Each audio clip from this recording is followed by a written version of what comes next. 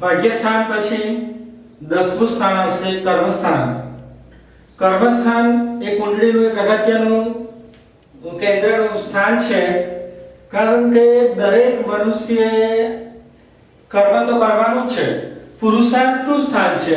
ભાગ્ય અને પુરુષાર્થ બંને વચ્ચેની હંમેશા જે ચર્ચા ચાલતી હોય છે એની અંદર ભાગ્યશાળી માણસો માટે સરળ રસ્તો હોય છે, વસ્તુ સરળતાથી મળે છે. પણ જ્યારે પુરુષાર્થની વાત છે તો કર્મની વાત છે, કર્મશીલ માણસોની વાત છે, પુરુષાર્થની વાત છે, તો એમના માટે ભલે રસ્તો સંઘર્ષભર હોય પણ એમનો મત એમ છે કે આવનારા રસ્તાના બધા જ વિરોધો, દરેક અવરોધ, રસ્તામાં જો પર્વત આવે તો એને પણ કોતરીને અમે રસ્તો બનાવી લઈશું. એટલે કર્મસ્થાન દરેક જાતક જીવન દરમિયાન કઈ બાબતનું કર્મ કરશે એ કર્મના બંધનની અંદર તો રહે છે જ. તો શું કર્મ છે? કર્મ હંમેશા માણસ મોટા ભાગે આજીવિકા માટે, પોતાના પેટ માટે, ધન રળવા માટે, કમાવા માટે જે પ્રોફેશન કરે, જે ધંધો કરે, જે રોજગાર કરે એ બતાવશે 10મું સ્થાન.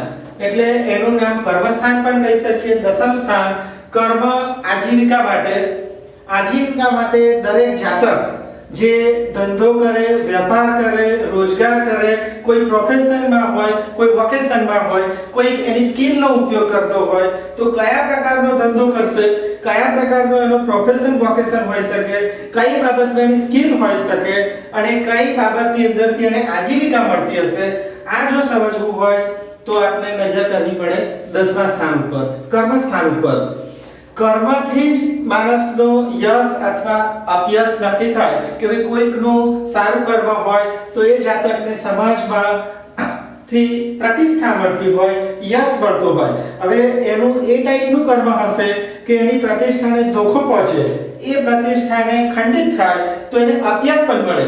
એટલે માણસને યશ મળશે, અપયશ મળશે, મતલબ એની પ્રતિષ્ઠા શું છે. જો પ્રતિષ્ઠા જાતકની જાણવી હોય તો આપણે જોવું પડશે 10મું સ્થાન. કર્મ ઉપરથી આગળ વધીએ તો એ જાતકને કઈ બાબતનો પાવર હશે, કઈ બાબતની સત્તા હશે, કઈ બાબતનું ડોમિનન્સ છે, વર્ચસ્વ છે, એ જાણવા માટે પણ આપણે 10મા સ્થાનની મદદ લેવી પડે. જેમ કે દરેક જાતકનું પોતાનું એક ફિલ્ડ હોય, એના કર્મનું ફિલ્ડ હોય. હવે એમ સમજીએ કે ભાઈ કોઈ એક જાતકના અંડરની અંદર 100 માણસ કામ કરે છે, કે ભાઈ 100 માણસ કામ કરે છે એટલે એનો હોદ્દો, એની સત્તા, એનો પાવર, એના ઓર્ડરને કેરી આઉટ કરનારા 100 માણસો છે. આ રીતે જે ફિલ્ડ થયું, એ ફિલ્ડ ડોમિનન્સ, વર્ચસ્વ, કે એની કઈ રીતની કેપેસિટી છે, કઈ રીતનો એનો પાવર પોઝિશન છે, એ જાણવા માટે પણ 10મું સ્થાન જરૂરી છે.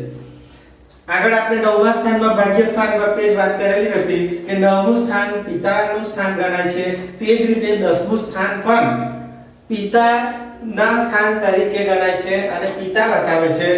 એટલે કે ભાઈ પિતા સાથે જાતકને ઋણાનુબંધ સંબંધો કેવા છે, પિતાની સાથે લેણદેણ કેવી છે, પિતા સાથે વિચારોનો મનમેળ હશે કે નહીં, પિતાનો પોતાનો વારસાગત જે બિઝનેસ છે, વંશ પરંપરાગત પિતાનો જે ધંધો કરતા હોય એ વારસાગત ધંધાનો વારસો જાતક લેશે કે નહીં, કે પછી કોઈ બીજો ધંધો કરશે, એ બાબત જાણવા માટે પણ 10મું સ્થાન છે. પિતાનું સુખી છે કે નહીં, શારીરિક સ્વરૂપ શું હોઈ શકે, પિતાનું માનસિક બંધન, માનસિક પાસું અથવા તો સ્વભાવ કઈ બાબતનો હશે, એ બાબત અંગે પણ થોડો પ્રકાશ 10મું સ્થાન પિતાના સ્થાન તરીકે પાડી શકે.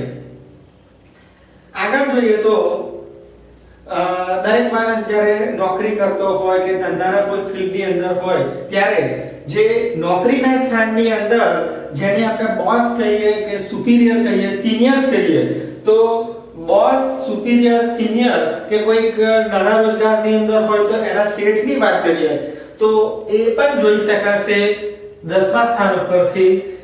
જાતક તેના સિનિયર સાથે, સુપીરિયર સાથે, બોસ સાથે કે શેઠ સાથે એના સંબંધો સુમેળ ભર્યા છે, કમ્ફર્ટેબલ છે કે પછી એ સંબંધોની અંદર દુખી છે, એ બાબત જાણવી હોય તો 10મું સ્થાન.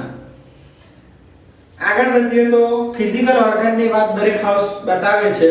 તો 10મું સ્થાન સાથળની નીચેનો ભાગ એટલે ગોઠણ, ગોઠણનો ભાગ બતાવશે 10મું સ્થાન.